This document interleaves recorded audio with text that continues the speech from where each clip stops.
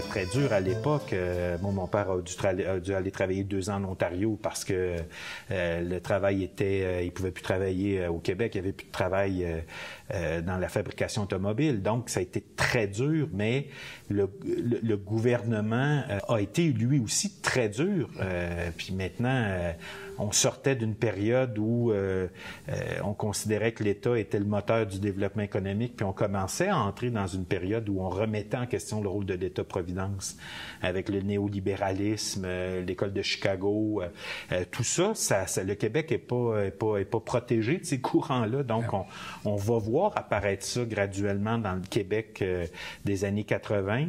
Et puis, le gouvernement va reconfigurer aussi les services publics. Hein. Ça va, quand on dit l'État Provigo, oui, l'État Provigo avec le retour de Robert Bourassa, mais il y a aussi les gestes qui ont été posés auparavant qui vont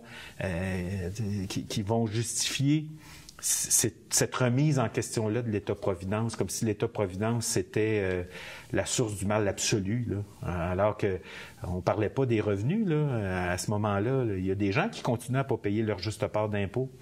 Mais on demandait à qui d'assumer les responsabilités. Bien, c'était la classe moyenne, encore une fois, qui était appelée à contribuer. Donc, ça a été, moi, je me rappelle très bien, puis la colère des profs, mais aussi la tristesse.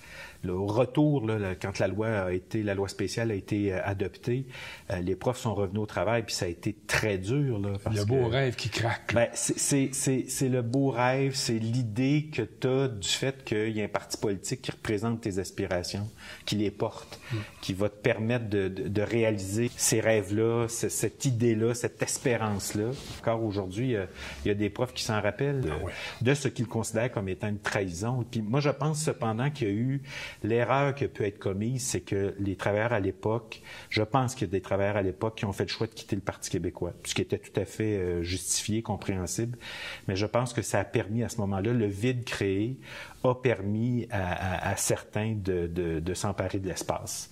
Et donc, à partir de ce moment-là, le Parti québécois va continuer dans cette lancée-là, va continuer à se déplacer vers le centre-droit, alors qu'il avait été au centre-gauche depuis sa fondation. Donc, pour moi, ça a peut-être été une erreur, mais qui était compréhensible. Il y a des gens qui se sont sentis trahis par ce parti-là. Je me rappelle, dans la grève de 82, l'adoption de la loi 111, je me rappelle très bien d'un de mes profs en initiation en technologie qui portait le T-shirt.